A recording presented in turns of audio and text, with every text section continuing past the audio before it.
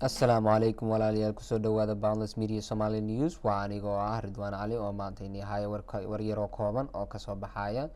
dugsiga Bates College ee magaalada Lewiston, Maine. Dhalinyarta muslimiinta ka dhigata waxbarashada dugsiga Bates ayaa muujiyay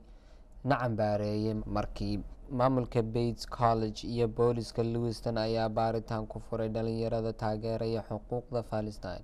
kadib markay ku qoreen gidaarada eraya ay ku taageersan yihiin dadka iyo dalka Palestine halka ay booliska ku tilmaameen dhaqaaqyadaas falal naceeb oo kasoo horjeeda dadka Yuhuudda.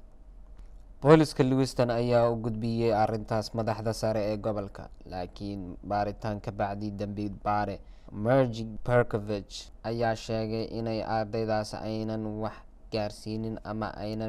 aynan burburinin wax hanti ah, halkaas wax baaritaana uuna usii socon doonin. Abaabulka u doodo muslimiinta Mareykanka ee loo yaqaano Council on American Islamic Relations iyo agaasimahooda isgaarsiinta qaranka Ibrahim Hooper ayaa sheegay inaysan macquulgal ahayn arrinta marka booliska iyo maamulka dugsiga Bates ay isku dayeen inay aamusiyaan ardayda iyaga oo u doodaya xuquuqda dalka Palestine,